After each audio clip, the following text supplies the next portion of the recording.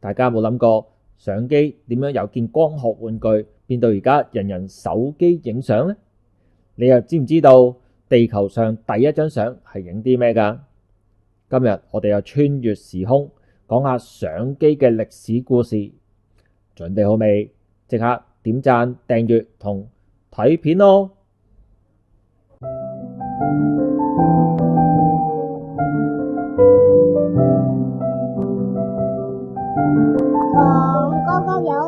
要講相機故事，都要由佢開始。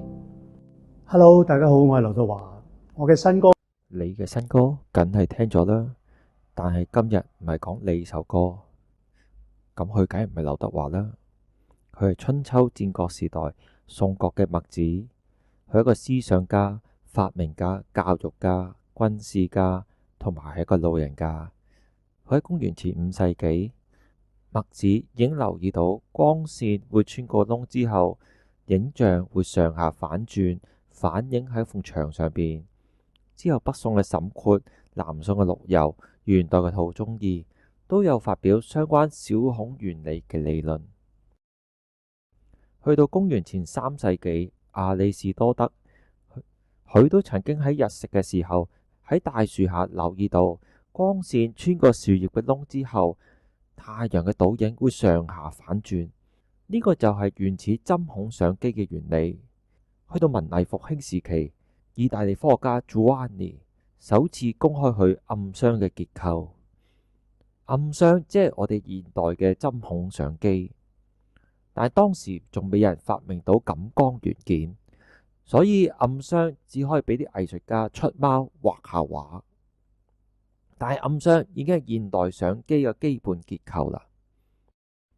去到1826年，法國人 Joseph 研究咗佢地球上第一塊感光材料，佢就係用瀝青做材料，但係瀝青呢個材料需要好長時間先可以做到正常嘅曝光。當佢準備好自己塊瀝青板之後，佢就即刻 WhatsApp 去做鏡頭嘅老友 Charles 慢慢針。你有冇最新嗰支 GM 鏡？有啊，食緊炒價38000，有冇咁貴啊？最多送塊 filter 俾你，咁你收唔收支付寶先？就係咁，經過一輪討價還價之後，鏡頭就買咗啦，所有嘢都準備好晒。跟住 Joseph 就攞佢個電話 check 下天文台嘅 app， 睇下連續8個鐘頭有冇落雨先。就好良辰吉日，佢就準備好相機鏡頭同埋塊古代 CCD 瀝青板，行出個露台，影去地球上第一張相。地球上第一張相咁就誕生咗啦。同一時期有一個關鍵人物出現，佢就係叫 Louis。Louis 係咩人？ Louis 其實係一個科學家同埋一個畫家，喺未識 Joseph 之前已經發明咗立體透視模型。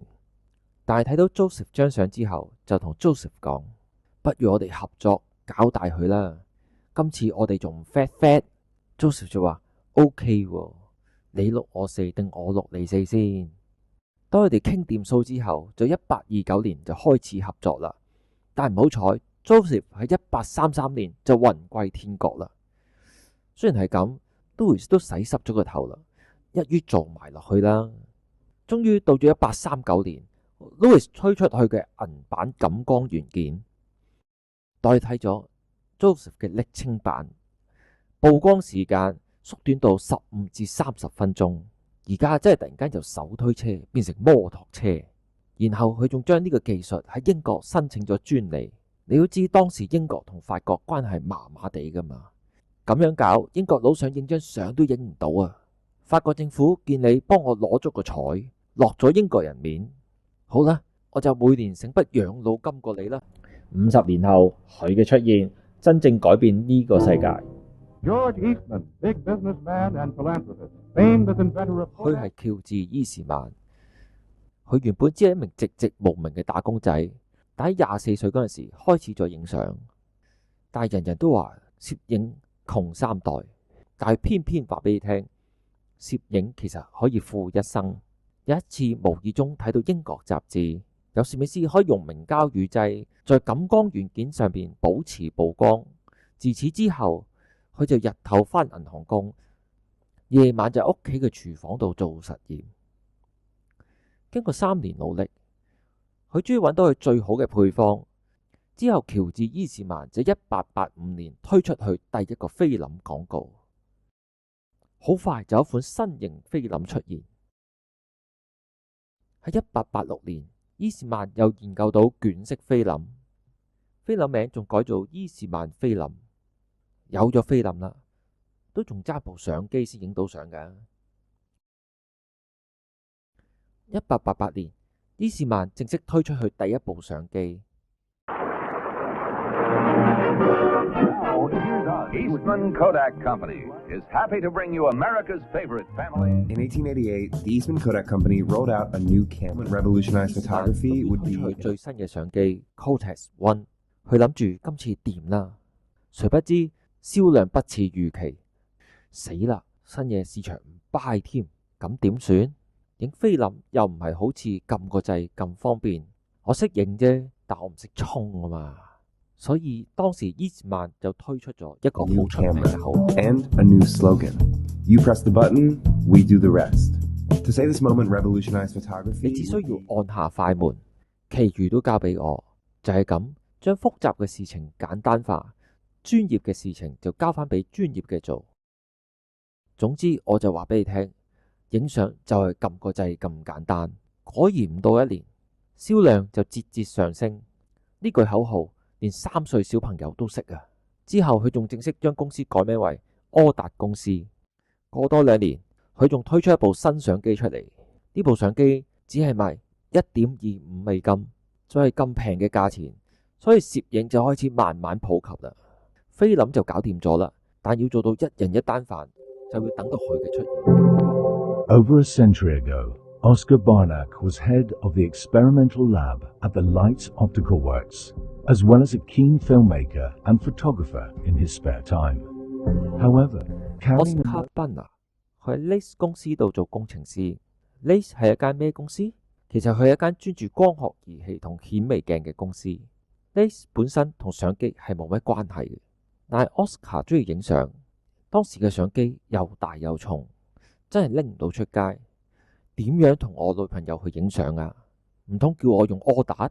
我哋啱啱先打完第一次世界大戰，我哋死對頭嚟噶嘛？點可以用死對頭啲嘢呢？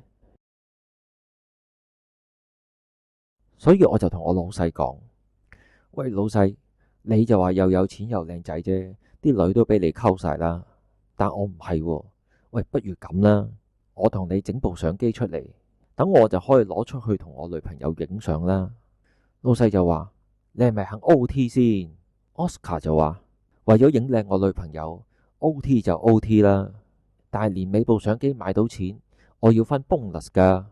所以喺1925年，佢哋就開始量產佢嘅 Leica One 相機。雖然呢部機只係試驗性質，但佢真係又輕又細，仲可以用翻自己 Leica 嘅鏡頭。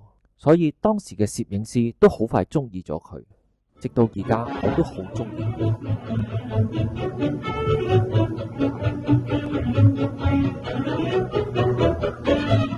Und hier die Fabrikation der Leica.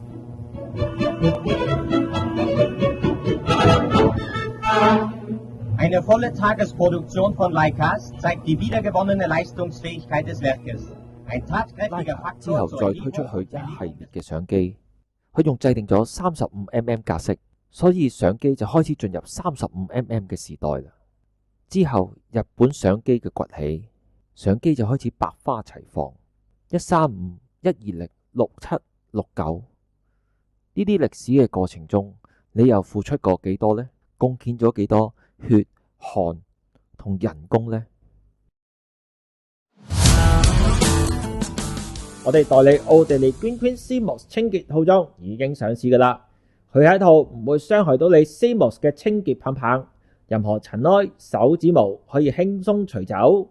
大家可以掃我哋嘅 QR Code 訂購，買2盒我仲免費送到去你屋企添。大家中意啲咩題材，可以喺下邊留言，記得訂閱我哋嘅 channel 啦。